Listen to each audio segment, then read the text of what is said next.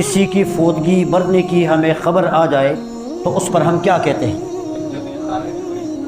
حالانکہ قرآن نے اس کو صرف اس چیز کے لیے خاص نہیں کیا. ہاں سمجھ لیجیے، قرآن کہتا ہے وَلَنَبْلُوَنَّكُمْ بِشَيْءٍ مِّنَ الْخَوْفِ وَالْجُوعِ. بشیر صاحب میری طرف توجہ رکھیں، اس کو بعد میں دیکھیں. وَلَنَبْلُوَنَّكُمْ بِشَيْءٍ مِّنَ الْخَوْفِ وَالْجُوعِ وَنَقْصٍ مِّنَ الْأَمْوَالِ وَالْأَنفُسِ وَالثَّمَرَاتِ. جتنی ساری چیزیں میں نے دی ہیں نا، یہ آزمائش ہے. مال ہے، اولاد ہے، باغات ہیں، کھیت ہیں، ساری جو چیزیں ہیں یہ آزمائش ہے. یہ جس طرح میں دے سکتا ہوں اسی طریقے سے میں لے سکتا ہوں.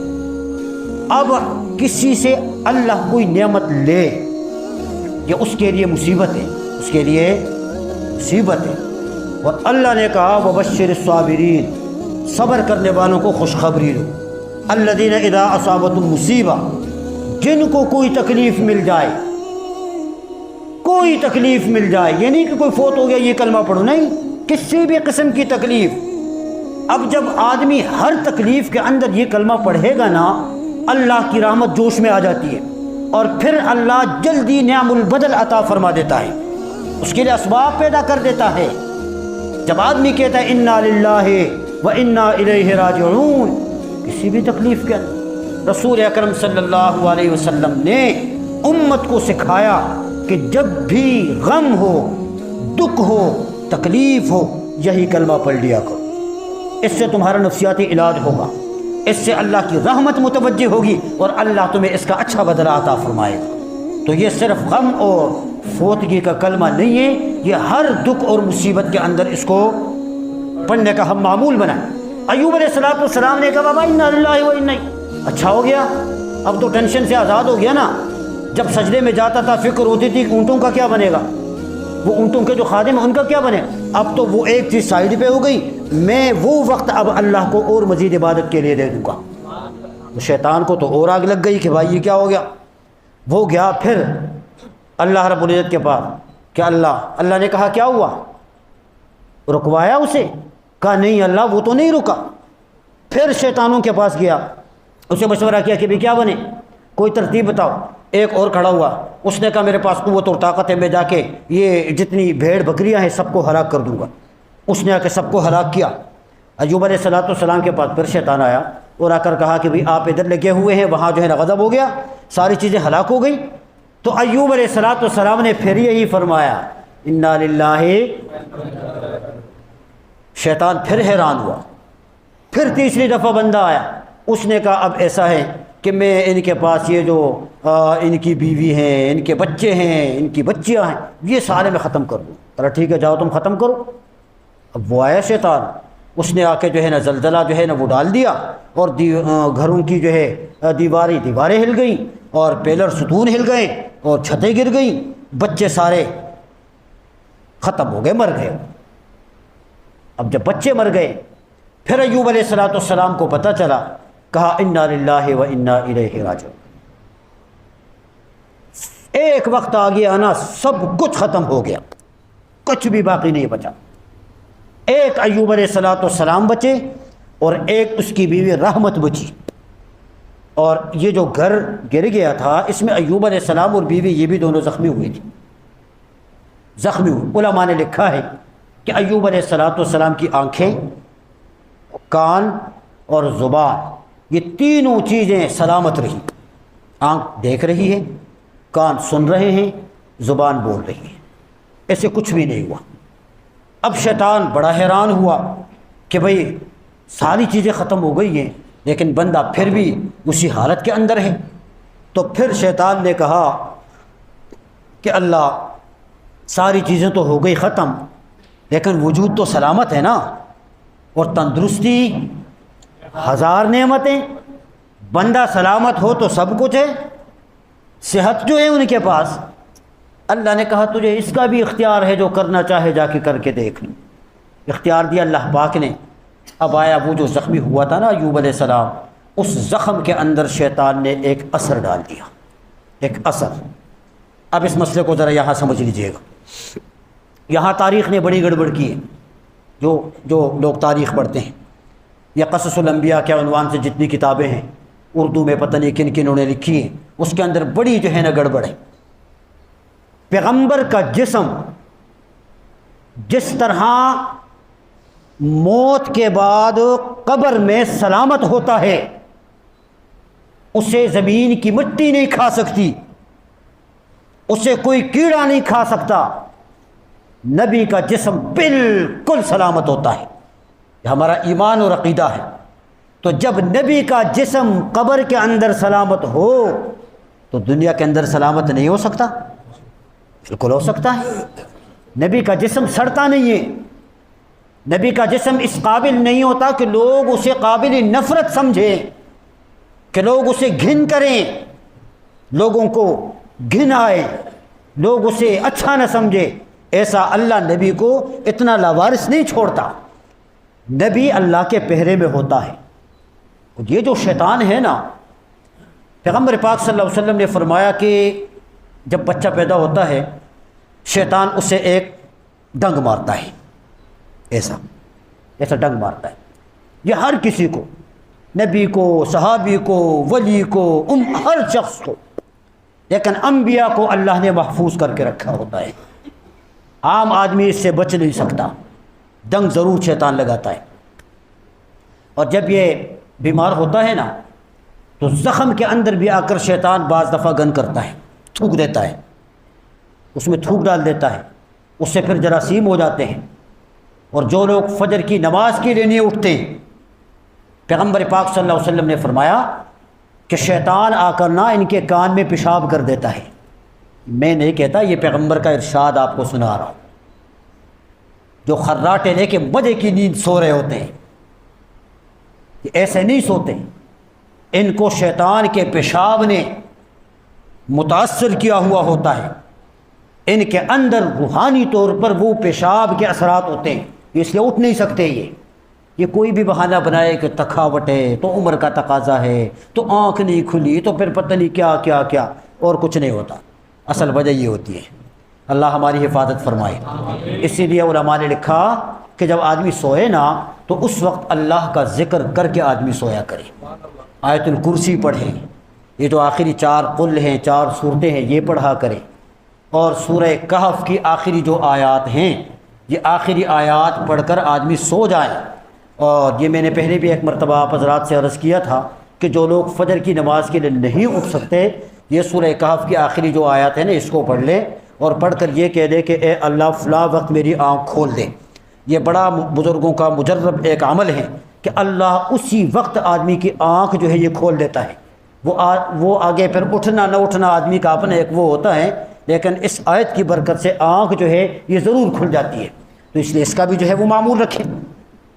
اب ایوب علیہ السلام کے پاس آ گیا شیطان، اور شیطان آیا نا، اس نے اس زخم کو متاثر کیا۔ اسی لیے قرآن میں ایک جگہ ایوب علیہ السلام کا قول اللہ نے ذکر کیا ہے کہ انی مسنی الضر انی مسنی الشیطان، کہ مجھے تکلیف شیطان نے پہنچائی ہے، وہ یہ ہے۔ اب ایوب علیہ السلام بیمار ہوئے، آہستہ آہستہ آہستہ چلتے چلتے چلتے چلتے اتنے کمزور ہوئے کہ وہ پھر کھڑے نہیں ہو سکتے تھے، اتنے لاغر اور کمزور ہوئے۔ یہ تو کہتے ہیں نا کہ ان کے جسم میں کیڑے پیدا ہوئے تھے، اور وہ کیڑا پھر گر جاتا تھا تو اٹھا کر پھر وہ زخم میں، کہتے لوگ نہیں کہتے ہیں، یہ فضول ہیں، اس کی کوئی حقیقت نہیں ہے۔ پیغمبر کے جسم میں کوئی کیڑا نہیں پیدا ہوا، کوئی زخم کے اندر اس طریقے سے کیفیت نہیں پیدا ہوئی، بیماری تھی اللہ پاک کی طرف سے آئی، اور بیماری کا انہوں نے جو ہے وہ زمانہ کاٹا۔ 18 سال گزر گئے، 18 سال۔ بیماری آنے سے پہلے ایوب علیہ السلام کی عمر ہے 70 سال، اور بیماری آئی، اور یہ بیماری کا پورا جو دورانیہ ہے یہ 18 سال پر محیط ہے، اور کل ایوب علیہ السلام کی زمینی عمر 228 سال ہے، 228 سال۔ اب 70 سال وہ، 18 سال کا عرصہ یہ، اور پھر اس عرصے میں مال ختم، دولت ختم، ہر چیز ختم۔ بیوی خدمت کر رہی ہے، بیوی جو ہے وہ محنت مزدوری کر کے کما کے وہ لا کے کھلا رہی ہے، اور جو اس وقت کے حساب سے تھا وہ خدمت گزاری کر رہی ہے وہ۔ ایک مرتبہ وہ راستے پر کسی کام سے جا رہی تھی تو راستے میں شیطان ایک طبیب کی شکل میں بیٹھا، چالاک تو ہے نا بڑا، طبیب کی شکل میں بیٹھا اور بیٹھ کر ان سے پوچھا، باتیں کی تو انہوں نے کہا تھا اس طریقے سے، انہوں نے کہا تھا میں حکیم ہوں، میں بڑے سخت قسم کے امراض کا علاج کرتا ہوں، بڑی میرے پاس اچھی دوائیاں ہیں، میں یہ دیتا ہوں۔ اس نے کہا یہ تو بڑا اچھا ہو گیا، میرے شوہر کافی عرصے سے بیمار ہیں، آپ اگر دوائی دے کے ان کا علاج کریں۔ اس نے کہا میں ان کا بالکل فری علاج کر دوں گا، ایک پیسہ بھی نہیں لوں گا، لیکن بس ایک شرط ہے میری، ٹھیک ہو جائے گا یہ، لیکن بس ان کو یہ بتائیں کہ یہ دوائی کھانے کے بعد وہ یہ کہہ دے کہ مجھے اس دوائی نے ٹھیک کیا، مجھے اس دوائی نے ٹھیک کیا، بس۔ عورت تو عورت تھی بیچاری، وہ آ گئی اس میں، اور پھر شوہر کی بیماری، پھر اتنی تکلیفیں، دوائی لے کر وہ گھر آ گئی۔ اب جب گھر آ گئی ایوب علیہ السلام کے سامنے جب ساری بات اس نے رکھی تو انہوں نے کہا تھا یہ بدبخت شیطان ہے، اللہ کا نبی دھوکہ نہیں کھا سکتا، یہ بدبخت شیطان ہے، یہ تمہیں ورغلا رہا ہے۔ اور غصہ آ گیا ان کو، اور پھر انہوں نے ایک قسم اٹھائی کہ اگر میں ٹھیک ہوا نا تو میں تجھے 100 چھڑی ماروں گا۔ ایوب علیہ السلام نے یہ قسم اٹھائی، اس کو رد کیا۔ رد کرنے کے بعد جب وہ تنگ ہوئے نا، فریاد نہیں کرتے، شکایت نہیں کرتے، اللہ سے یہ بھی نہیں کہتے کہ اللہ یہ بیماری آپ نے مجھ پر مسلط کی ہے، آپ اس بیماری کو ختم کر دیں، نہیں، ایسا کچھ نہیں کرتے۔ ایک دعا پھر فرمائی، وَأَيُّوبَ إِذْ نَادَى رَبَّهُ أَنِّي مَسَّنِيَ الضُّرُّ، کہ ایوب علیہ السلام نے اپنے رب کو پکارا اور کہا کہ اے اللہ مجھے تکلیف پہنچی ہے۔ انداز دیکھیں، اللہ سے یہ بھی نہیں شکوہ کرتے ہیں تاکہ اللہ کی شان کے ادب کے خلاف نہ ہو۔ ادب کے خلاف ہمارے اوپر تھوڑی سی آ جاتی ہیں تکلیف تو ہم کتنی شکایتیں کرتے ہیں، شکووں پہ آ جاتے ہیں، شکووں پہ آ جاتے ہیں۔ ہاں، ایوب علیہ السلام نے شکوہ نہیں کیا، اللہ کو براہ راست بھی مخاطب نہیں کیا کہ آپ نے یہ کیا ہے، اگرچہ خیر اور شر کا خالق اللہ کی ذات ہے، خیر بھی اللہ کی طرف سے ہے، شر بھی اللہ کی طرف سے ہے، لیکن خیر کی نسبت اللہ کی طرف کرنی چاہیے، شر کی نسبت ازراہ ادب اللہ کی طرف نہ کی جائے، شیطان کی طرف کی جائے۔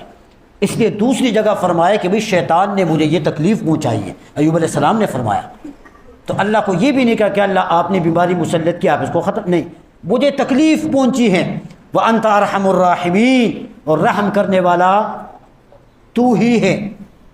درخواست کر دی اللہ پاک کو، اللہ کہتا ہے فَاسْتَجَبْنَا لَهُ فَكَشَفْنَا مَا بِهِ مِنْ ضُرٍّ، جب ایوب علیہ السلام کی زبان سے یہ بات نکلی نا، ہم نے قبول کی اور ایوب کی تکلیف کو ہم نے ختم کیا۔ تکلیف کو ختم کرنے کا طریقہ کیا ہوا؟ جبریل آئے اور ایوب علیہ السلام سے فرمایا کہ بھائی یہ جو پاؤں کی ایڑی ہے نا، یہ ایڑی زمین پر رگڑ لو، اور کچھ بھی رجلک۔ اب زمین پہ جو ایڑی رگڑ لی نا تو اس سے ایک چشمہ پھوٹ پڑا ٹھنڈے پانی کا، ھذا مختصر بارد و شراب، ٹھنڈے پانی کا چشمہ پھوٹ پڑا، اور ایوب علیہ السلام سے کہا گیا کہ اس پانی کو پیو تاکہ اندر کے جو اثرات ہیں اس پانی کی وجہ سے وہ ختم ہو جائیں، اور اس پانی سے غسل کرو تاکہ بیرونی جو اثرات ہیں وہ اس غسل کرنے کی وجہ سے کیا ہو جائیں؟ ختم ہو جائیں۔ ایوب علیہ السلام نے غسل کیا، پانی پیا، بالکل ٹھیک ہو گئے۔ اب 20 سالہ نوجوان، 20 سالہ چارپائی پہ بیٹھا ہوا ہے، عورت بیچاری وہ تو باہر گئی ہوئی تھی، وہ جب آئی واپس دیکھا خیمے میں تو ایک کڑیل جوان بیٹھا ہوا ہے، خوبصورت چمکدار، ایک لمحے کے لیے دیکھا، دیکھ کے حیران ہو گئی، اس سے پوچھ رہی ہے کہ یہاں ایک ضعیف آدمی تھے، ایک کمزور آدمی تھے، وہ میرے شوہر تھے، وہ بیمار تھے، وہ کہاں گئے؟ تو حضرت ایوب علیہ السلام مسکرا اٹھے، اور ایوب علیہ السلام نے فرمایا کہ میں ہوں ایوب، میں ہوں۔ اسے یقین نہ آئے، خیر کرتے کرتے وہ پرانی باتیں کچھ اس طریقے سے باتیں چلی تو بیوی کو یقین ہو گیا کہ بھی میرا شوہر یہی ہے، اور اسی وقت اللہ پاک نے جو بیوی تھی اسے بھی جوان کر کے رکھ دیا، اسے بھی جوان۔ اب 70 سال کا عرصہ پہلے گزر گیا ہے، اور 18 سال کا عرصہ بیماری میں گزر گیا، اور باقی کتنا بچا؟ 140 سال، اس کے بعد 140 سال زندہ رہے، تو یہ ٹوٹل 228 سال بن گئے، اور پھر 25 لڑکے، 25 اولاد اللہ پاک نے اسے عطا فرمائی۔ قرآن کہتا ہے کہ ہم نے اس کو مال بھی عطا کیا، پھر ان کو بچے بھی عطا کیے، پھر ساری چیزیں واپس لوٹ کر آ گئی۔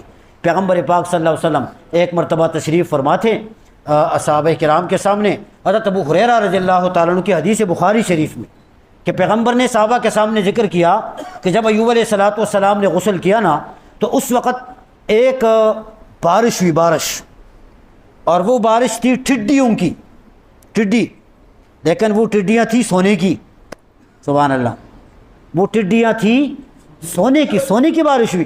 ایوب علیہ السلام جلدی جلدی ایک کو پکڑ کے ایک دوسرے کو یوں یوں کر کے جمع کر رہے ہیں۔ اللہ نے کہا ایوب اس سے پہلے بہتر نہیں عطا کیا تھا آپ کو؟ تو کہا اے اللہ اس سے پہلے بھی آپ نے بہت اچھا عطا کیا، لیکن یہ بھی تو آپ کی برکت ہے نا۔ صحابہ کرام کے سامنے پیغمبر صلی اللہ علیہ وسلم نے یہ ارشاد۔ تو قرآن کریم نے 2 لفظ ذکر کیے ہیں، میں نے شروع میں عرض کیا۔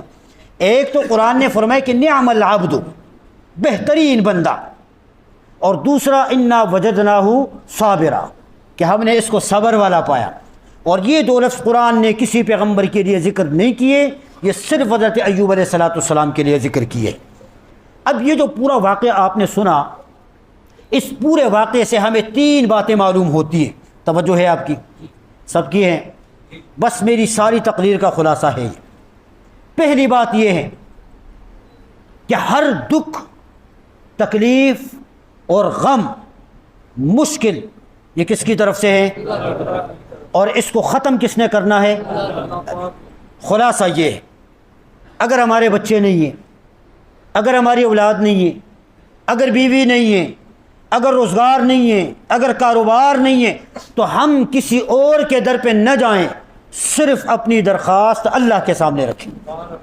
وہ کہتے ہیں نا، کسی نے بڑی اچھی بات کہی کہ لوگ اپنے اپنے مسائل کے لیے وظیفے کرتے ہیں نا، اور تنگ آ جاتے ہیں کہ بھی اتنے وظیفے کر کر کے مسئلہ حل نہیں ہوتا۔ تو کسی نے بڑی اچھی بات لکھی کہ بھی اگر وظیفے پڑھنے سے تمہارا مسئلہ حل نہیں ہوتا تو کسی کا وظیفہ مقرر کر کے ہی دیکھ لیں۔ نہیں سمجھے آپ؟ کتنی گہری بات۔ تو ہر تکلیف کو اللہ کے سامنے ہم نے پیش کرنا ہے، اور تکلیف کو ختم کرنے والی ذات ایک اللہ کی ہے۔ ایک سبق تو ہمیں یہ ملا۔ دوسرا سبق یہ ہے کہ بھئی ہم صبر کریں، اس نے صبر سکھایا، اور صبر کا جو پھل ہوتا ہے وہ بڑا میٹھا ہوتا ہے۔ رسول اکرم صلی اللہ علیہ وسلم نے فرمایا کہ اگر کسی آدمی کے پاؤں میں کوئی کانٹا چھپ جائے نا، اور وہ اس پر سو سو کرنے کے بجائے صبر کرے، صبر، تو آپ نے فرمایا کہ اللہ اس تکلیف پر بھی اس بندے کو نیکی عطا فرما دیتا ہے۔ یہ صبر، بڑی جتنی مصیبتیں آ رہی ہیں اس پہ اس طریقے سے صبر کا دامن جو ہے وہ ہاتھ سے نہیں چھوڑنا چاہیے۔ ایک بات تو یہ۔ دوسری بات یہ ہے کہ یہ جو ایوب علیہ السلام کی بیوی تھی نا، رحمت، اس نے بڑا کمال کیا، بڑا کمال کیا۔ 18 سال اپنے شوہر کی خدمت کیے، 18 سال اپنے شوہر کی خدمت کی۔ یہ کوئی معمولی بات ہے؟ کوئی کم بات ہے؟ اور ہر ایک نعمت کو دیکھنے کے بعد کہ ساری اللہ پاک نے نعمتیں عطا فرمائی تھی، اس کے بعد ختم ہو گئی، اور پھر آ کر وہ ایک خیمے کے اندر وہ آ کر اپنے شوہر کے ساتھ بیٹھ گئی۔ آج کل کی حالت آپ دیکھیں سوسائٹی کی، کہ اگر نعمت چلی جائے نا تو بیوی پھر پلٹ کے دیکھتی بھی نہیں ہے۔ سوشل میڈیا سب دیکھ رہے ہیں، سب کو پتہ ہے کیا کچھ ہوتا ہے، ڈرامے بھی دیکھ رہے ہیں، ویڈیوز بھی دیکھ رہے ہیں، کیا کچھ نہیں ہوتا۔ جی، یہ دنیا کی لالچ ہے، یہ غرض ہے دنیا کی۔ ایسی عورتوں کو شوہروں کے ساتھ کوئی محبت نہیں ہوتی، اور میں نہیں کہتا، شریعت کہتی ہے کہ یہ عورت انتہائی بدبخت عورت ہے، گنہگار عورت ہے، جو اپنے شوہر کے ساتھ اس طریقے سے دھوکے سے کام کرے، دھوکہ کرے۔ اس لیے پیغمبر پاک صلی اللہ علیہ وسلم نے ایک حدیث میں فرمایا کہ اللہم انی اعوذ بک من امرأۃ تشیبنی قبل المشیط، کہ اللہ ایسی عورت سے مجھے پناہ دے کہ جو بڑھاپے سے پہلے مجھے بوڑھا کر دے۔ سمجھ رہے ہیں نا آپ؟ بڑھاپے سے پہلے بوڑھا ہونا عورت اگر آ جائے نا اس طریقے سے تو بندے کا کام ہو جاتا ہے. تو فرمایا کہ عافیت والی بیوی مانگنی چاہیے. ہر چیز حسن کے اوپر نہیں کہ ہر معیار حسن نہیں ہوتا. لحسنها ولمالها ولجمالها ولدینها, دین کو بھی دیکھا جائے. بیوی اس طریقے سے ہو. یہ جو آج کل آن لائن شادیاں ہوتی ہیں, ہوتی نہیں ہوتی, وہ پتہ نہیں آن لائن رابطے رابطے رابطے رابطے رابطے رابطے. ہمارے ایک ساتھی تھے کراچی میں ابھی گیا ہوا تھا, تو مجھے انہوں نے واقعہ بڑا سنایا, مجھے بڑی ہنسی آئی. میسنجر پہ ان کا بڑا رابطہ رہا کافی عرصہ, لیکن بالآخر جب پتہ چلا نا وہ لڑکا تھا, وہ تھا ہی لڑکا, اپنے کو لڑکی ظاہر کر کے بیچارے کو جو ہے وہ پاگل بنایا ہوا تھا. ایسا ہوتا ہے بھئی. شادیاں کرو, پیغمبر پاک نے ترغیب دی ہے, لیکن بیوی ایسی ہو کہ جو دین پر چلنے والی ہو, جو آپ کے ہونے والے بچوں کی تربیت کر سکے, جو آپ کی تربیت بھی کر سکے, جو آپ کے گھر کو ایک اچھا گلدستہ بنائے. یہ نہیں کہ اس طریقے سے ہو کہ پھر اللہ معاف کریں آدمی کی کوئی جگہ ہی نہ ہو.